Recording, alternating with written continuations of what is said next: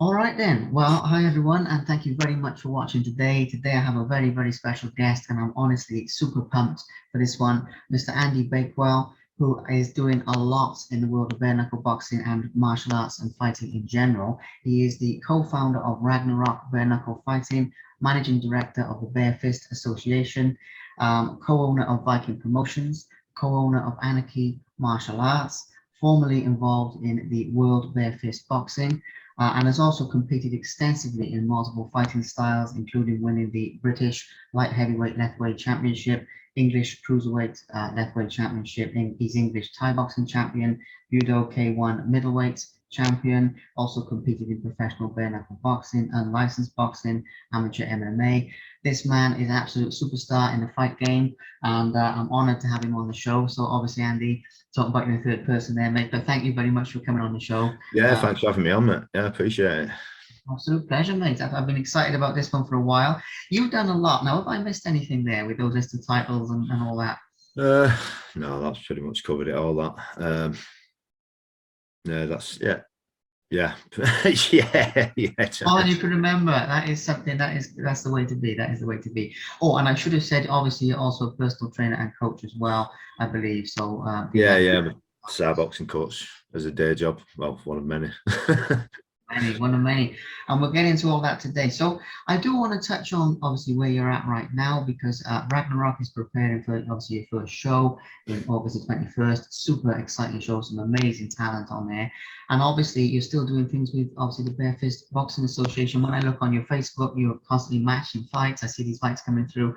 So can you talk us through, what you're up to day to day right now in 2021, please?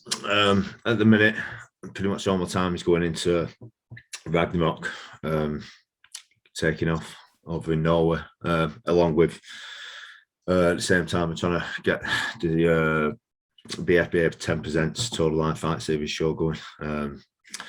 But most of my time is going into Ragnarok. I mean, majority of my time goes into dealing with matching all the fights, contacting and making contact with promoters in other countries, mainly people I've worked with in the past. That's how in all these different countries are usually guys I've worked with before, all over the world. Trying to get the ball rolling for the future. So we're currently we've got shows lined up for. We've got the English show, the Saxons, the Polish, then we've got the Irish, then we've got the French, then we're doing one with the Italians, the Germans, the South Africans. Just in the process setting things up with Turkey, Thailand, Mexico. Then Shannon Mitch is going to be setting up over in America. He's going to be helping them run the American side of things over there. Incredible. And and like I said, at the same time, I'm doing trying to get the barefoot shows off the line, which I've run into a few roadblocks with. When we set up these shows, everybody was just kind of guessing and hoping for the best regarding to the restrictions being lifted. But unfortunately, it kind of fell literally 10 days prior to it, get the knockback sort of thing. So we had to move it back. We had to rejig everything, move it back to August 28th. So just in the process, I mean, the fight card's great. All the fighters have been really understanding. To be fair, I can understand how frustrated they get because it happened to me about 3 times myself fighting during lockdown. I had 3 big fights in other countries lined up, and they were all put back due to all the stuff going on. So, I mean, I can sympathise massively with him. Again, as a promoter, all you can do is I can't just sit about waiting till he decides to let us sort of play out again. It's my business at the end of the day. I've got to kind of fucking keep grafting. I've been fucking trying to get these shows over the line for nearly a year now with the Barefist one since last August, I think October we started planning it, and we just had fucking just bad luck after bad luck with it. But we're going to once we finally get it over the line, you'll see why it'll be worth waiting for, because we've got a new marketing team on board with us, which they do all the marketing stuff for like Grenade, the protein supplement company, a massive company, man. You'll be able to see just the artwork and stuff like that we've had done recently, and they've taken control of all social media, all the web page and stuff, just in the process of getting rebuilt. So all the ticket sales are going live. It's just going to be a much more professional approach of things in that side of it. Nice. Very nice. Well, you've got some big things happening. Yeah, I mean, I know it's been an absolute nightmare, mate, for any I think just about anyone in business, but especially anyone in events, you know. But you know, I do think there's a light at the end of the tunnel, but oh, it's been a Mm. time. But I am glad to hear, mate, that things are going so well. And with Ragnarok, I mean, all those countries, it's just you guys are blowing it out of the water, mate. It's so much respect. I do want to touch on that as well, because obviously with Ragnarok, how did you first get involved with it? I mean, because did Stan sort of contact you, or did you contact? Yeah, I mean, to be fair, I'd spoke with Stan probably like 2 years prior about him sending a fighter over, which didn't work out in the end. But then Stan, I think he originally had plans to do it with another promoter in Sean Smith, but I think they had some sort of fallout. Yeah, Stan it said he'd been following my stuff for a few years. Like, so we got in touch saying would I be interested in coming on board with basically doing what I'm doing now. Which works great because Stan's one of the hardest working guys I'll ever meet. He works flat out most evenings. Stan, he'll go to the office at 8 o'clock and won't leave till probably 8 in the morning. Just trying to get all the legal side of it, everything Norway based. Stan deals with sponsors, everything, all the governing body stuff. Most of he has control of the social media. Obviously, my main input to the company is putting the fights together, bringing the fights in. Which is a challenge in itself, like going from country to country, because most countries is not so bad for me. But like going to Poland, I've had a lot of help with a few managers that I know. They put a decent fight card together with me. It's going to be good. It's really, honestly, the shows and the format of everything that we've got is amazing. Like, we went over to Poland last week to look at the venue for the Husa show. We're basically renting out a full Viking, legitimate like Viking village. That was a settlement there over in Poland from years ago. It's where Bluetooth the Viking died. But we rented out the entire village for like 3 days, turning it into just a bare knuckle sort of Viking festival sort of thing. It's going to be a Class, mate. Fair play. Fair play. This is the thing I love though about what you guys are doing with Ragnarok is it's so it's innovative. You know what I mean? It's like it's not like a lot of the other shows, and I know it's bare knuckle, but like even the concept of the teams and Vikings and Saxons and all these different, you know, races basically or cultures fighting against each other. It's honestly it's unique. And can you talk us through that? Because the thing is, there's going to be people watching this and listening to this. They know all about Ragnarok. They know what you're doing and all that. But I always try and toggle between the people who know what's what and anyone who's new, like if you know anyone hasn't doesn't yeah. know what's what. So can you talk us through the format of the Norway show as well? And some Yeah, the format of Ragnarok is basically we've put together a team of the Viking team is basically made up from Scandinavians and some other countries as well, not like an all-star team that we're putting together, and they're going to be just like the Vikings going around fighting teams from other countries. Then the other countries will get a chance to come back and fight in Norway in a return leg. Obviously, the one team who we're going to set up, it'll be like a sort of a tier system. Whichever team wins will take the points for that show. But it's not even just that. I mean, the whole concept of the show within the show is going to be more. We don't want it to just be focused on bare knuckle boxing. I mean, that is obviously the main focal point, but we want to bring more to the table than that, turn it into a proper show and a proper experience for anybody coming watching. So it's just going to be a massive Viking experience from the moment you walk in the venue. We've got guys from like the Viking TV series coming in doing part of the halftime show, doing like big sword fighting thing. We've got artists from all over Scandinavia coming over. It's just going to be. It's not just. It's going to be more than just the fighting. You know what I mean?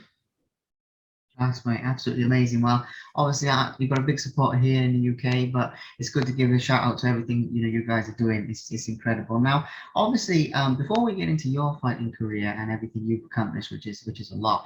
Obviously, bare fist boxing. I got to give this a mention because with looking back now, so this is instead of looking forward, so look back in time. Now, your work with bare fist boxing, you've matched up some great fights in the past, you know, and I've seen some of them, and you know, I mean, there's so many. Everyone that steps in that ring deserves respect. So I'm not asking you to play favorites with fighters here, but in terms of fights you've matched, do you have any favorites that you look back on when you put fights together? You just thought that was, you know, that was the one. That was really something Yeah, special. probably. Best fight I've seen on one of my shows is probably Dean Robinson versus Sean Lomas. That in a liftweight bout. That was just fucking carnage from like the moment it started to the end of it, them two, that was one of the best fights I've seen in combat sports personally. Just the art and it was just a great fight. Then there was another fight, Mark Alford versus Eduardo De Lorenzo.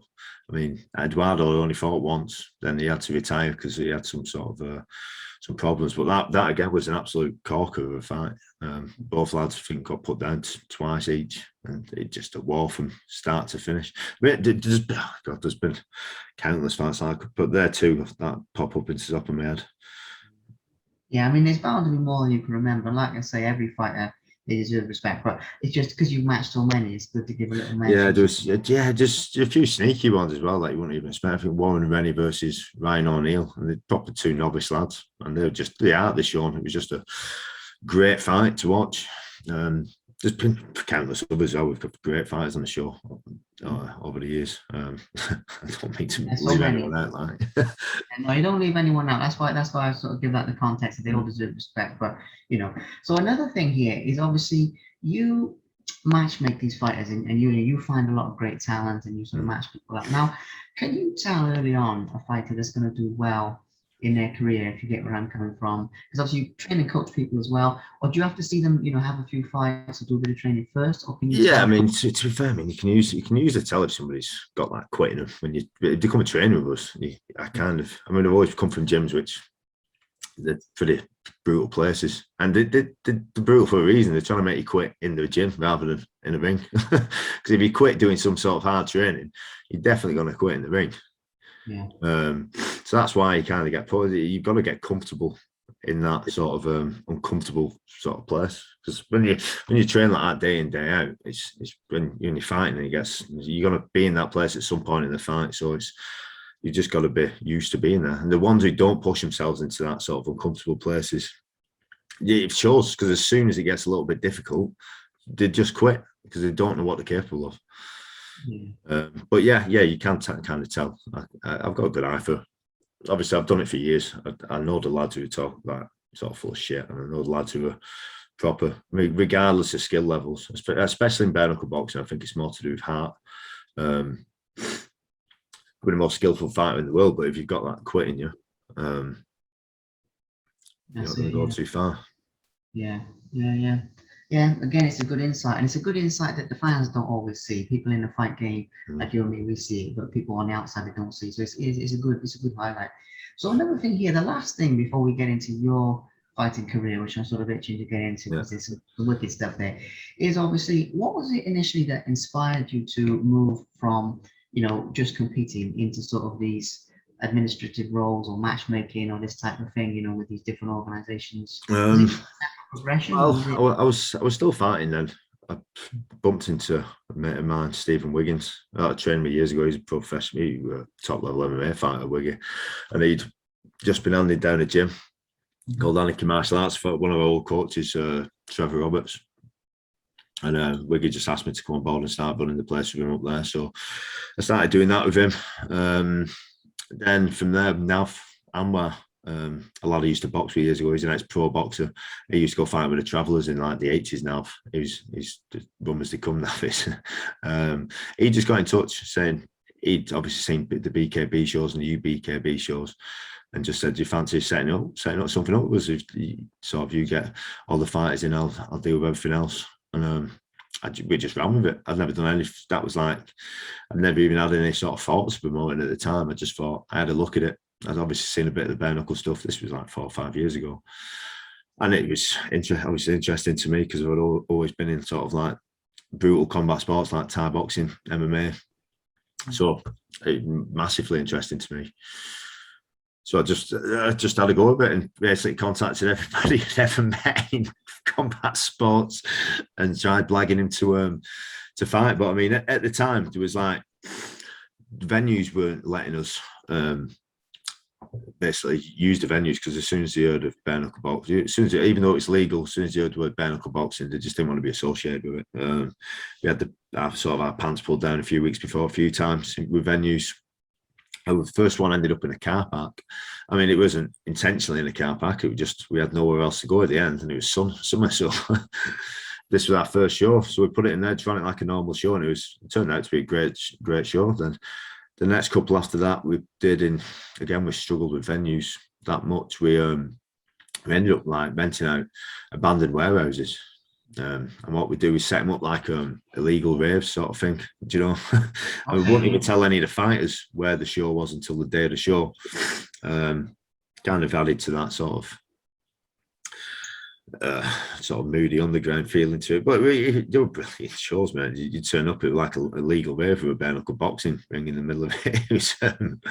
They were some of the best shows I've ever sort of been involved with, because they were just great. We had about 500 people in them, and they were just good shows. Top fighters as well, the same sort of status as fighters, really. They're just a bit different locations. But then it all sort of came out in the newspapers at one point. Obviously, they weren't happy about what we were doing. So we ended up moving over to bowlers. But we just ran with the legal side. Well, we kind of tried running with that anyway, but bowlers let us use the venue up there. And we just started trying to put on bigger events every time. And we've ended up doing 9 shows, up to our 10th show now. But we've had like some massive fighters come over, like Andy Thrasher's a double world champion Thai boxer. He's fought for us before. Gaz Corrin, he's top level MMA fighter. Loads of real good lads. And it's mainly because I know most of these guys that they come over. I've either trained with them or fought with them over the years. I've known them from shows and fighting. I've been in the circles long enough to I've met enough people, and they know what I'm like as well. I'm a bit straightforward guy. I'd never try. If I say I'm going to do something, I'll do it. Like payment wise, anything, regarding like I'll stick to my word with whatever, and they know that about me. So I've never really had to. Until recently, we've never really had to do contracts or anything, because like I said, most guys will be loyal to me. At least if they are leaving the company, they'll always ring me up and like just sort of be straight with me, show a bit of respect, like, which I'll never stand in anybody's way of moving on to something bigger anyway. Because, like I said, I'm a fighter. I like fight myself, and if a promoter tries standing in my way of moving on to a bigger opportunity, he gets told to fuck off. It's pretty bluntly. And I wouldn't want to do that to anybody. Fighting careers are pretty short. You got to take whatever opportunities come your way along the way of the fucking journey. That's it, big time.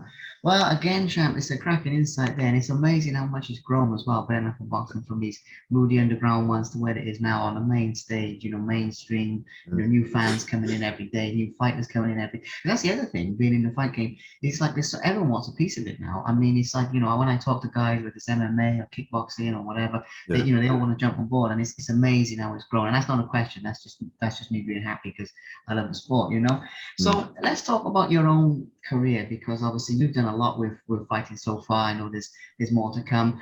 Now, Leftway, obviously you've won titles in Leftway. It's a cracking sport. Now, I've interviewed guys, obviously Shannon Richard fought in Leftway, but other guys, Cyrus Washington and Seth Brzezinski both fought David Luke, and all these guys. It's a cracking sport, mate. It's really, but it's brutal. I mean, it's got to be about the most brutal thing around. So what attracted you to competing in Leftway in the beginning? Because it's the most brutal form of what I kind of do. It's like it's the step up from Thai boxing, really. Well, there's no disrespect at all to Thai boxing, because Thai boxing is one of the most brutal, high-level sports in the world. But again, it's people want a different challenge at some point in life, and to take the gloves off and add headbutts and all takedowns is I was itching to have a go at it, because I've always done a bit of grappling over the years myself, and I've competed in MMA a few times. So I mean, that side of things wasn't a big issue to me. Like I said, Thai boxing was more up my street than the boxing side of things, just because Thai boxers' stances are a lot more square.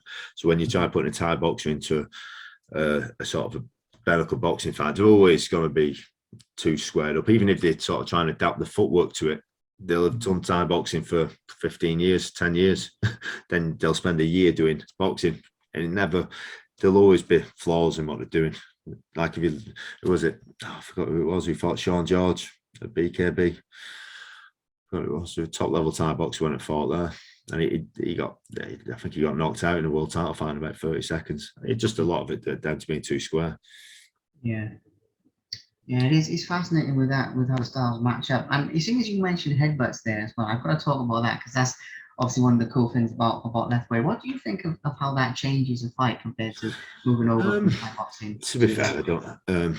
Other than when you're in the clinch, I don't think it changed that at all. And people like look at it, oh, fucking hell, licking the headbutt, but you've got to get that head past an elbow first. I'd rather get headbutted than elbowed, or kneed in the face, or kicked with my shin. They're all pretty brutal things anyway. Like elbows, there's no, but if they hit you, just pretty much game over. Or you at least get your head split open. Like headbutts, it just sounds more dangerous. It is dangerous, you know what I mean? But it doesn't get used as much as you'd think. Yeah, it's the gloves. The fact that you got your gloves off just changes the dynamic of the fight. Instead of like obviously with boxing, in the boxing side of Thai boxing doesn't really score in Thai boxing, so it's kind of obviously you can knock people out and stuff, but it's not a scoring shot. But now the guard's a lot lower in liftweight. You'll notice and they'll throw them shots with their hands with malice, because as soon as one lands, it's pretty much game over, isn't it? lights out. Yeah, for sure.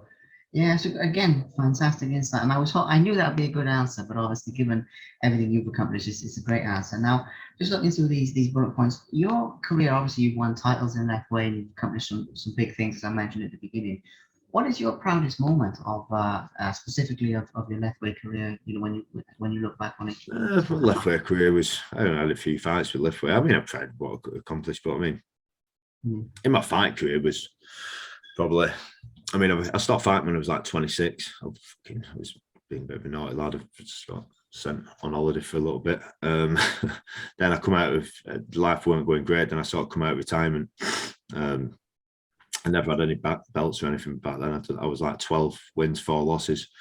And I come out of retirement and I won like 6 or 8 fights on the bounce. Won 4 titles in the process of doing it. So the first belt that I won when I come out of retirement was probably when I was like 30-year-old. It was only like not a very like big distinguished belt or anything. Not that most people would be proud of, but just because it was my first belt, that was that I'd always got away from me when I first retired. I never thought I'd end up getting. So yeah, that to me was sort of like the proudest moment. It wasn't my best performance, like, but I won. That's what counts. So a win's a win, Yeah. Okay, all right then. So obviously, we talked about Thai boxing, we talked about left way. Now you've competed in also BKB as well, and I want to give that a little bit of a mention in terms of. I don't really have like a really narrow question about this, about like your BKB, like this fight or this specific thing. But just anything you'd like to share with the fans about it, about your accomplishments, in that side of things. Well, in bare knuckle boxing, I only had one and- fight in bare knuckle boxing because my hands turned to dust. Basically, it weren't. I had bad hands anyway. My hands were bollocks, but I had to have a go at it because everybody else was doing it. I didn't want. I'm a bit of a. I always want to do sort of mad things like that. When it was the first show, I got myself a fight booked. Thought half decent lad. I thought he was half decent at the time. But yeah, I enjoyed it. I won. I stopped him in, I think, in this first or second round. Well, yeah, it was good, but I snapped a bone in my hand. But again, my hands were in a really bad place anyway. They had some. I shouldn't have. The guys I trained with at the time thought it was insane. They knew what was going to happen. They knew my hands were going to break anyway. But at least I got it. I knocked it off my bucket list. Yeah, off the back. Oh, that's good. That's good, though, mate. And obviously, you competed in unlicensed boxing as well. And I'm going to be honest, this is the one I personally know the least about because like with your left way, I followed that. Like the Thai boxing, I followed the career with those fights. Like the unlicensed boxing, I don't know a huge amount about that. So it's the same thing. I don't have like a really narrow question about like this fight or this particular thing, but just share with us a little bit about what you've done in that world. Again, I compete. I think I had maybe 10 gloves unlicensed boxing fights over the years.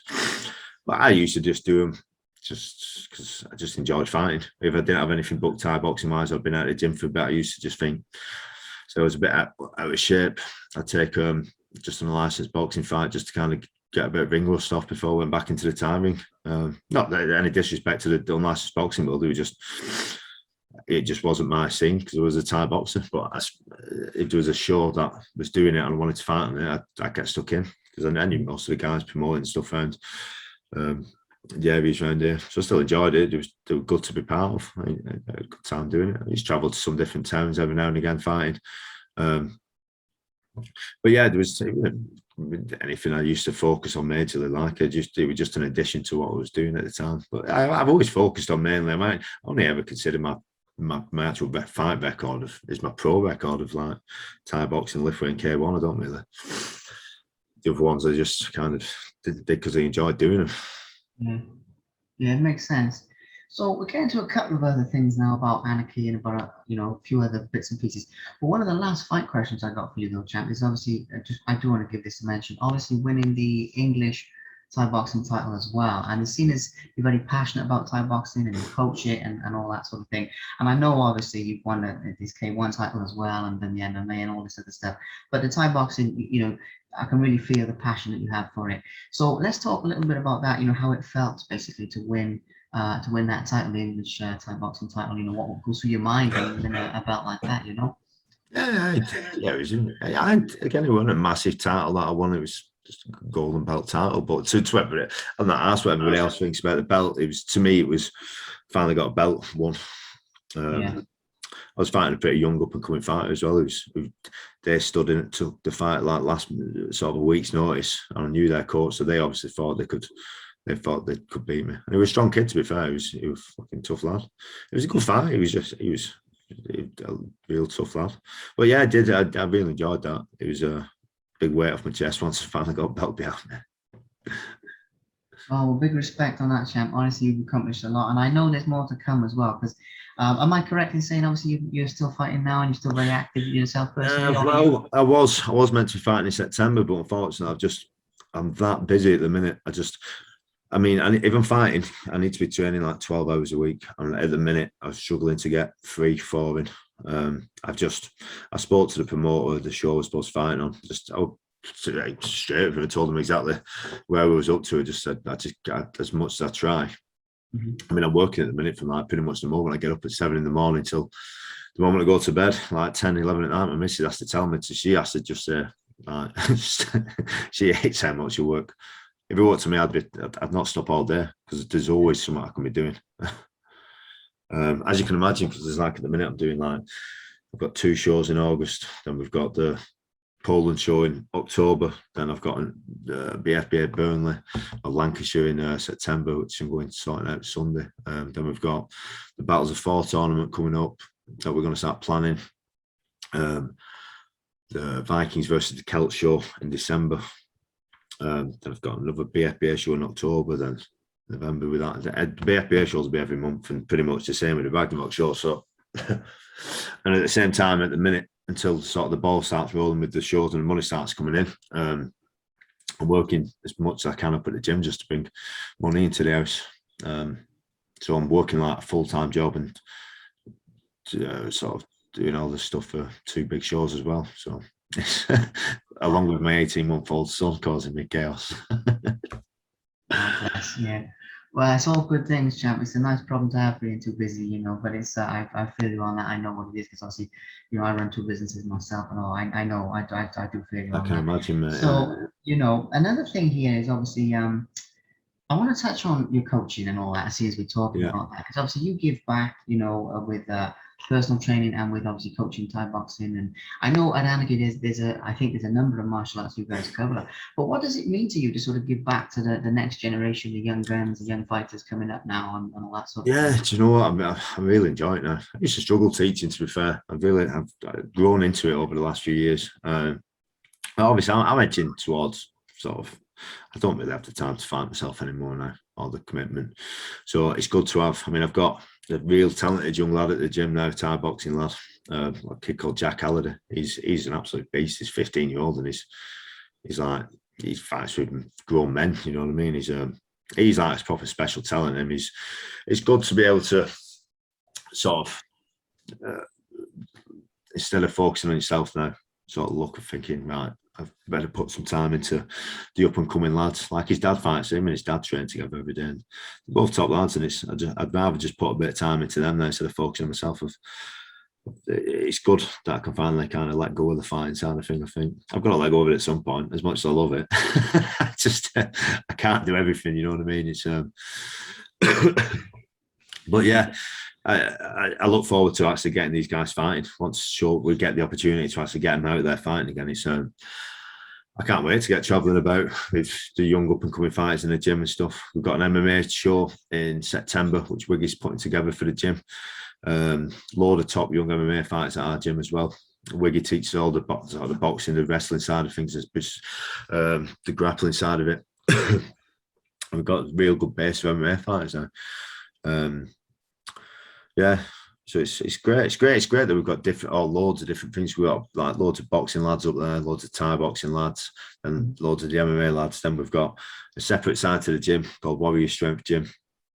So it's like half a martial arts gym, half a strongman gym, which is it's a great atmosphere in the evenings. Like you get up there and it's like usually 20 people up there training. Then you've got the other side, about 20 people in the other side of the gym all doing the weights and stuff. So it's just a good like sort of good bond up there with all the lads. Sound man, that's class. It's really good format you've got and a really good group. I know you've got some great talent there, and it's real good to give them a mention for everyone watching and listening. Now, the last couple of things really is I've only got like 2-3 more things. I do want to give a quick mention to how people can obviously watch the Ragnarok shows if anyone doesn't know, and obviously the Barefish shows of your own as well, you know, and what the deal is with streaming and all that stuff. Because people watching this, some of them they know all about it, but anyone that doesn't have a clue, let's just give that a quick mention, shall we? Yeah, the Ragnarok shows are going to be available to stream from the WBKF TV. They've got WBKF TV Facebook page, or you can go onto the Ragnarok or Viking Promotions Facebook page, and you'll see the links to the WBKF TV sites on there. Then regards to BFBA, that's all getting streamed on the BKTV app through it's owned by David Feldman and BKFC.